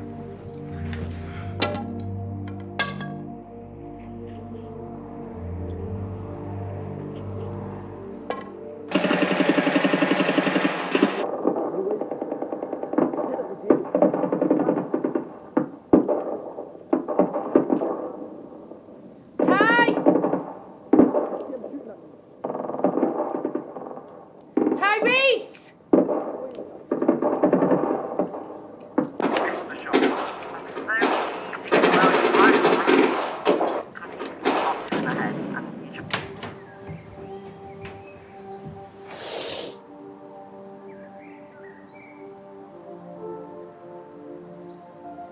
Come on, Ty, you know I've got to go. Sounded like you started World War III in here last night. What time is it even? It's time you got up and checked out the real world. It's not healthy to just have mates online. You need some air in your lungs.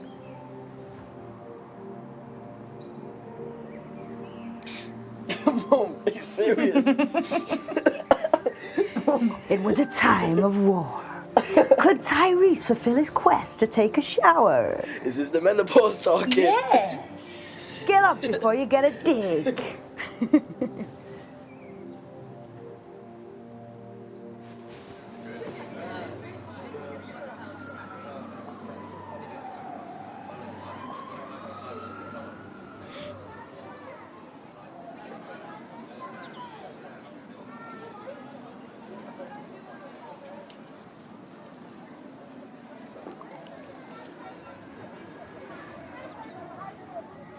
Want some? It's my mum's. She's been drinking a bottle a night since my dad went. We're doing her a favour. It's a single mum's. Are you new around here then? I haven't seen you before. Yeah, I would have thought you noticed. What are you laughing at, you pair of doggers? Don't be a dick. Who are you calling a dick? Jesus, Callum, stop acting like a freaking psycho, Callum. No, who are you calling a dick? Put it away and let's calm down. Chill out, yeah? Put it away. Watch your back. Fancy himself as a bit of a gangster. Too much weed. Everyone's tooled up round here then? It's just a show off. I'm getting off. Wait! Come youth club with me.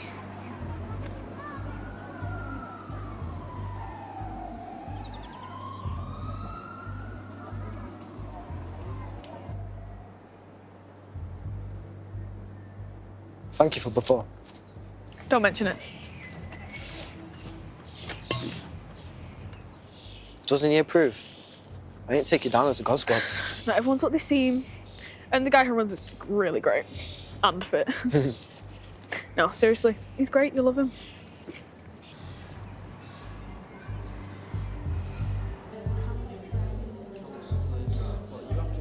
Right. Morning, guys. Ooh, looking good, Joe. Boys will be boys. Boys don't cry. Boys don't ask for help. Man up. Grow a pair. And dip them in salsa. Oh, I read about that. Some guy dipped his testicles in salsa he was delivering with a pizza. Testicles? What am I supposed to call them? Balls. Claudia. What? That's what they're called. We don't normally talk about balls. Yeah, Claudia. Don't be a knob. Normally we talk about gangster chickens. And anyway, how did they know what had happened to the salsa? This is getting silly. There's loads of negative stereotypes of girls too. Yeah, and I'm sure our new friend here isn't offended by the word balls. No, guys, come on, we're off topic. Now, young men actually make up for 80% of permanent exclusions. And 75% of suicides. Didn't realise we'd be talking about nutcases. Guys, please, let's be serious. You know, in fact, I want you to all break up into pairs for me, and I want you to give me a list of 10 places that you go to if you were struggling with mental health. Oh, and guys, don't forget to sign the register if you've not. Thank you.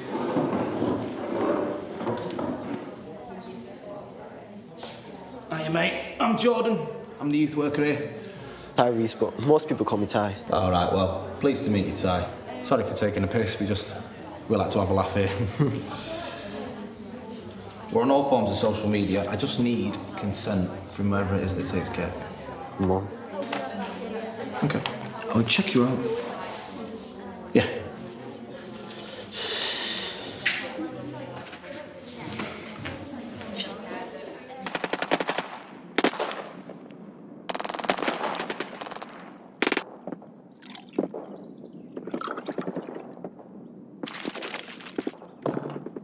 And so today, guys, we're going to make breakfast.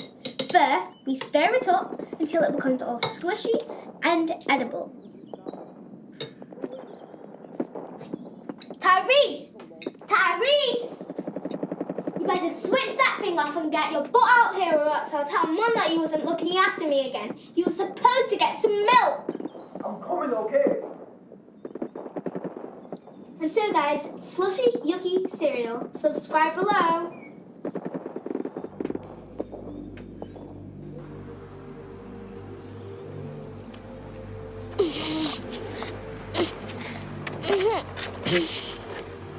Told you not to bring the scooter.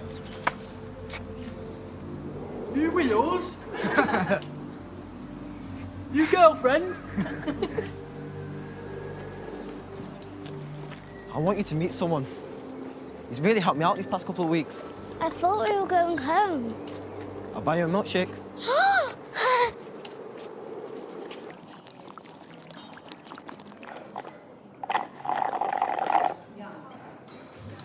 Can I have another one? Tell you what, I'll get these. Go on then, go to the counter. So how's it going with them kids then? Still giving you grief? Yeah. Don't worry though, I can handle it. Oh, did you bring the consent form? Yeah. Sorry it's late, it's just... Mum's been working really hard recently. And what does she do? Cleaner. She's overqualified, but there's nothing else for her to do.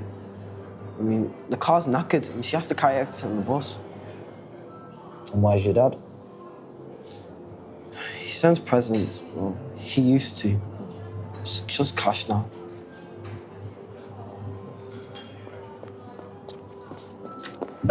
Lily! They only had this size left. Yeah, of course they did. Hey, I might have something for you, Mum.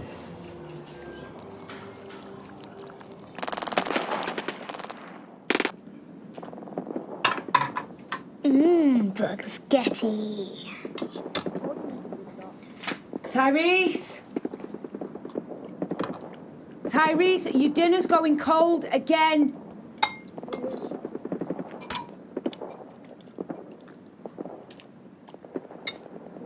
If he'd rather talk to people online than eat his tea, you're going to have to eat it for him. Do you think you can? No way, can you? Yeah.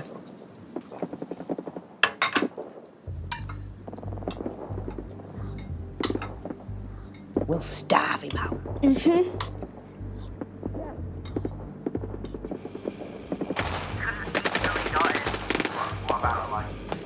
Oh my god, Tyrese, what was that? That was so easy! How did you miss? Oh, easiest knife in the world, mate.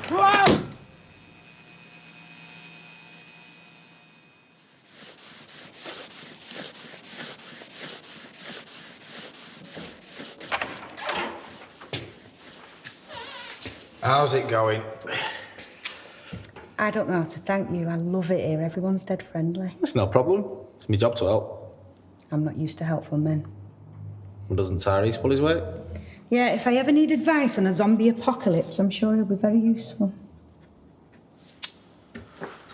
I'll have a word.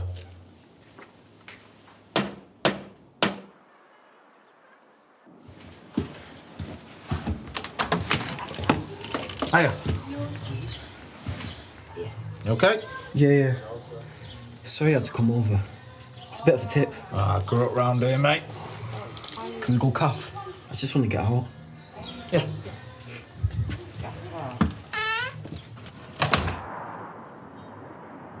Your mum said you were being a bit quiet.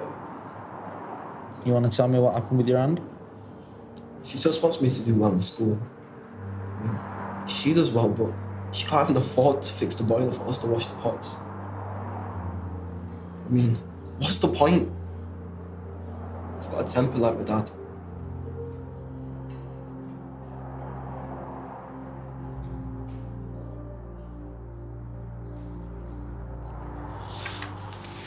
I got you these headphones. Why?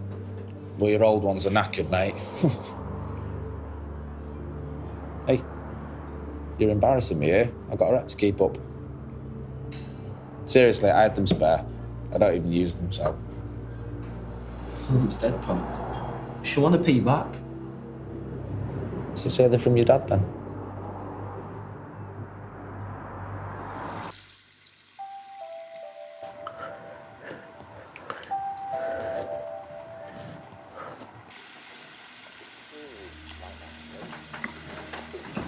What do you want me to do?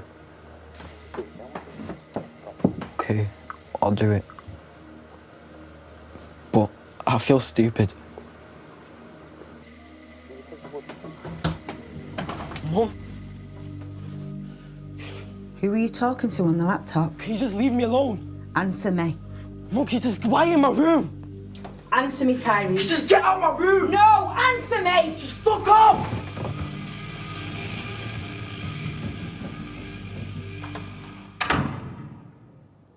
Did he tell you who he was talking to?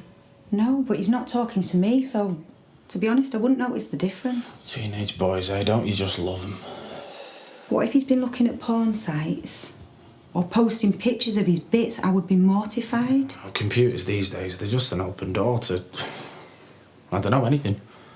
Thank God I was a randy little pervert before the internet. I'd hate to think what mischief I'd have got up to at 15. Bet you broke a few hearts. One or two. Hey, look, we deal with internet safety all the time, so I can always talk things through if you like. Sometimes it is easier to talk to someone who's not your mum. Yeah, but his dad should be the one that's talking to him about this sort of thing. Well, we've got the homeless sleep out on this Friday. Could be good to get him out of his comfort zone. Thanks, Jay. Just don't want to go, Mum. Why? Just don't want to. Can I not go? Smile. Go on, bigger. You'll enjoy it. It's a way of making new friends. You can't just sit in your room all the time, darling. You do it for me? Yeah. Jordan! Hello there. Right, come on, you. Go on, enjoy yourself. Right. Thank you. Love you. Love you. Don't worry, Sadie. I'll take good care of him.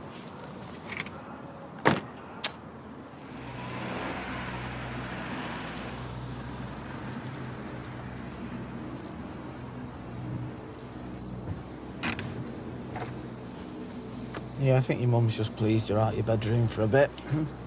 She thought you needed a sleepover and a good cause. Hey, relax, will you? Everything's gonna be cool. What? I thought you liked your presents. But I'm not good. What? What, have you just been stringing me along? Well, I can take my affections elsewhere if you like, so... No, we're friends, Right. but... Don't! Wait, hey, what? Wait. What? Well, I think I've made your mum quite happy recently, don't you? You don't want to disappoint her in you again, do you? Huh? Oh, and a job. She loves a little job, does Super Sadie. Imagine if we had to fire her. Why are you doing this? Well, I think it'd just about break her heart if I were to show her what you've been up to on that webcam. Look, no one needs to know. Not if you do the right thing.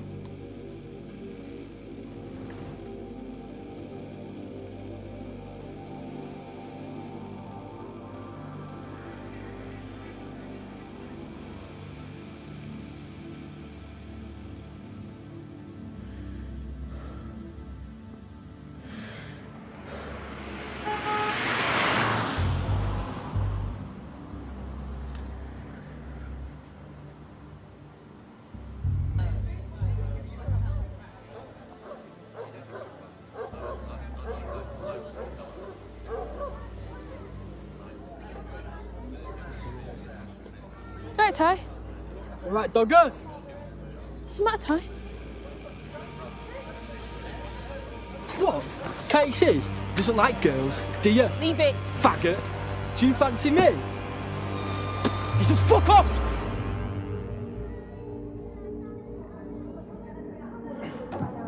Ty. Oh my god. Oh my god.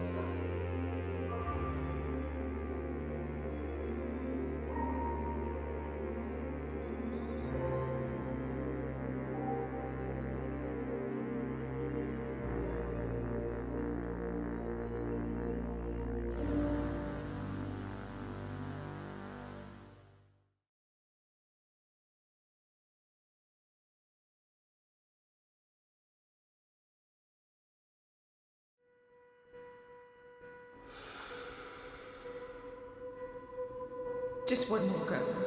That's all we're asking for. Just one more go. We need it back.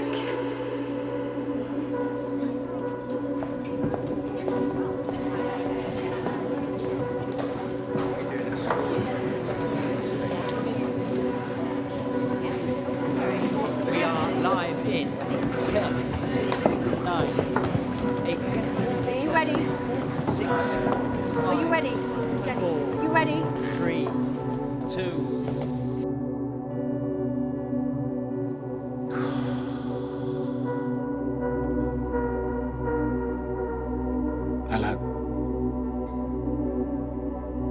Hope you're having a nice day.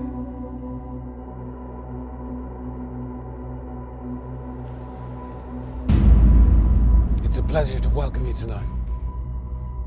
A genuine pleasure. Shall we see who's here to play? I thought you'd agree. Welcome, families.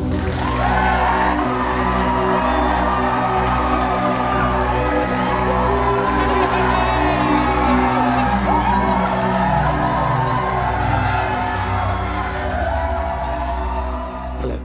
Hello. We're the White Family.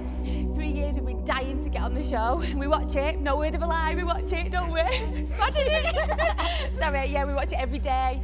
Even our Dino, he sticks a repeat on the Monday, don't you? I just feel great though, thanks so much for having us. It's a really big opportunity for us all. We're pleased you're here. We're gonna treat it all!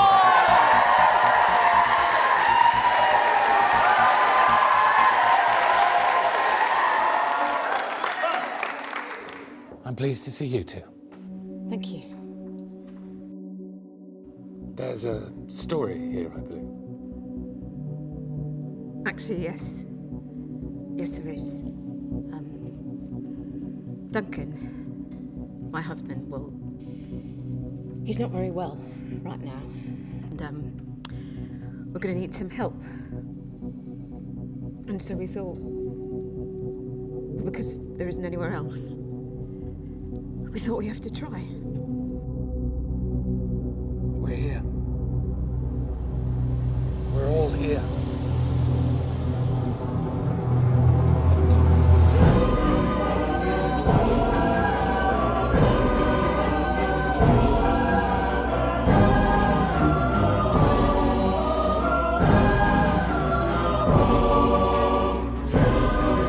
If you keep your eyes fixed on heaven, you never look at the earth. You may stumble into hell. Let's play! Whites, you're playing for the following items from your competitors, the Pettifers household. You are playing for the family car, a credit card, a 150-year-old violin. Oh, look, it's Jane's cuddly toy. A sofa, matching armchairs, and items including a plant pot, Oscar the garden gnome, a packet of Cheetos, and the complete works of Shakespeare. Take a look at the prize board, Mary, and bid them farewell. Let's cover them up and shift them around. I'm going to ask you as many questions as I can within 60 seconds. Your questions are taken from your chosen subject, entertainment. You answer a question correctly, you pick a number, and you may be taking home what lies beneath. Whatever's left at the end of the night will be returned to the Pettifers. Are you ready?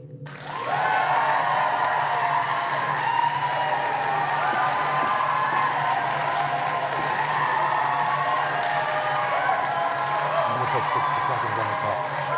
Good luck. Your time starts now. Name the composer of our recently updated national anthem. Ed Sheeran. Correct. Pick a square. 8. No, sorry, 3. Who was crowned winner of this season's Celebrity Strictly Come Morris dancing? Oh, Christ, I can see him. Courtney Geezer. Danny. Oh, shite, pass. Complete the title of the 2020 film, The Assassination of... Brack. Correct. 7. Which Mercury-nominated artist released their 7th album, Bloodlust, earlier this year? Blunt. James Blunt. Correct. 12. Which great British city of culture hosted a record-breaking 16-night end-of-the-pier residency with Jeremy Clarkson? Oh, what's the place? The answer to that final question was Blackpool. Let's see how we did. Number 3, what are you hiding? Oh, the plant pot. Number 7, reveal your spoils. Oscar, number 12, come on, give us something.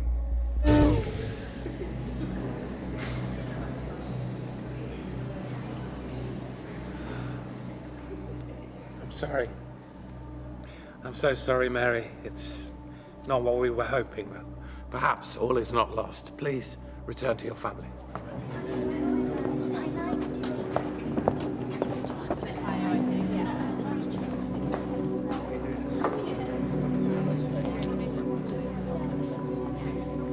Pettifers, you're next.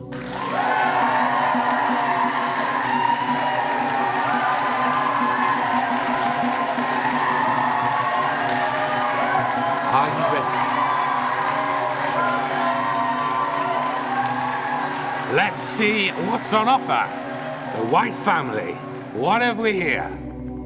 An 85-inch flat-screen plasma TV, an authentic zebra skin rug, Dean's sports car, a deluxe family Farage care card,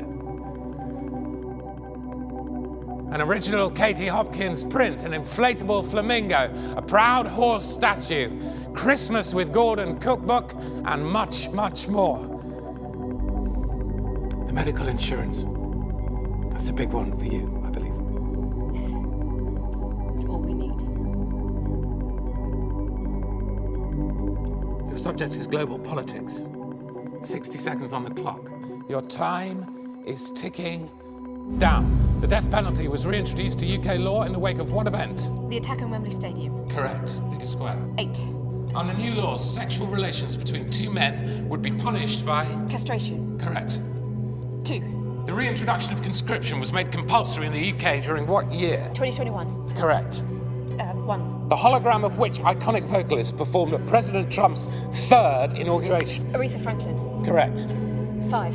Who in September 2019 became chief editor of The Guardian publication? Piers Morgan. 11. The National Health Service was abolished, making way for which controversially expensive Farage care on what date? May 31st, 2023. Correct. 10. Name the order forbidding the practicing of the Muslim faith. Tommy's Law. Correct. You may, of course, choose your last square. 9. Let's see how we did. We've got the TV, Dean's sports car, the print by Katie Hopkins, and it's there! Yes, ladies and gentlemen, the deluxe Farage care car.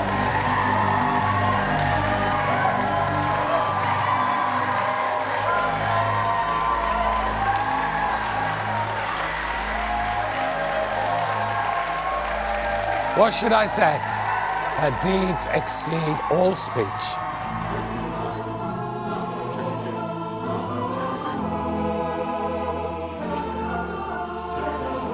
He wants to come in.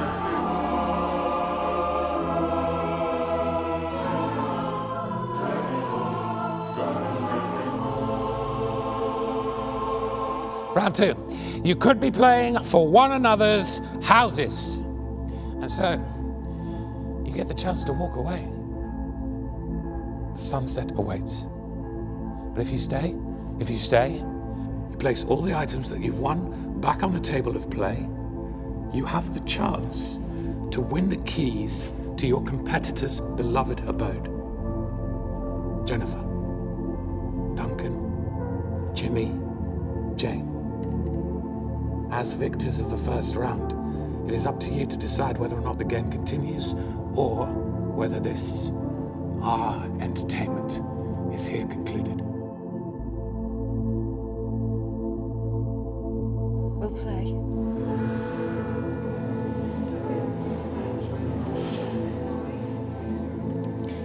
The fool doth think he is wise, but the wise man knows himself to be a fool.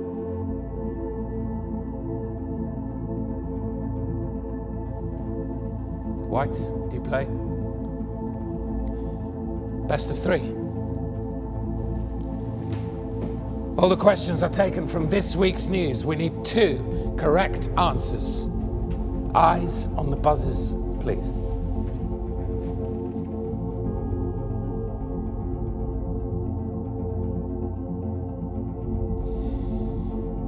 34 English immigrants were discovered in Cherbourg, France this week in a fishing boat thought to have left from which UK port? Dover? Correct.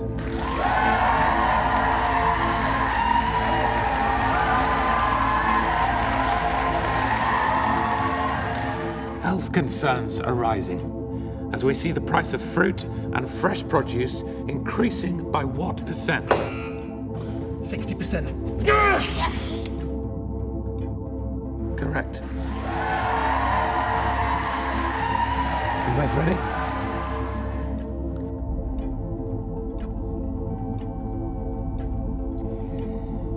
Complete the title of the critically acclaimed BBC documentary exposing the child slave trade in the UK. Under Lock and Chain. Is incorrect. We throw it over to your competitors, the Whites. Complete the title of the critically acclaimed BBC documentary exposing the child slave trade in the UK. Under Lock and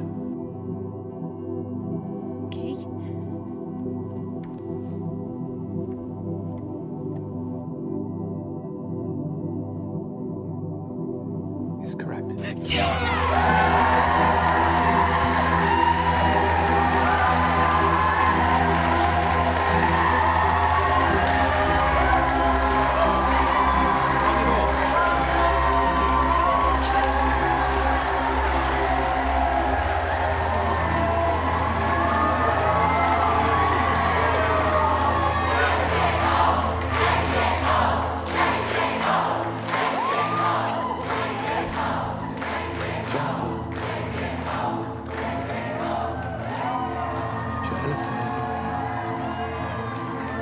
This is it.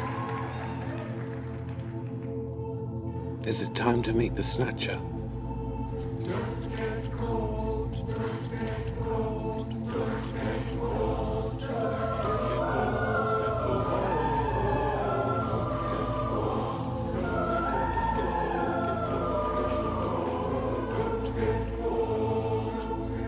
You can have it all back. All of it. And much more. We only need the answer to one question, Jennifer. One question. Will you play? You know how it works. You need to decide if it's going to be Jimmy or Jane. Answer the question correctly. The world is yours. The answer is not right. You wave goodnight. Jimmy or Jane?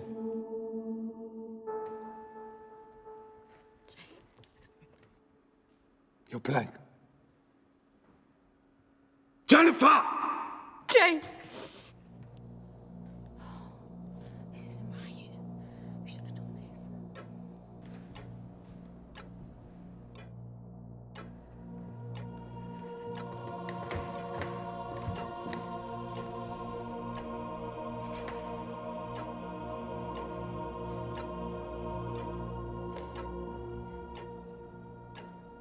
And then we find ourselves here.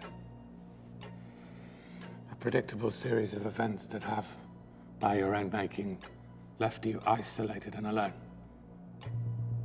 And as we sat idly by, we watched as our neighbours dined on their children and their children's children. You have 30 seconds.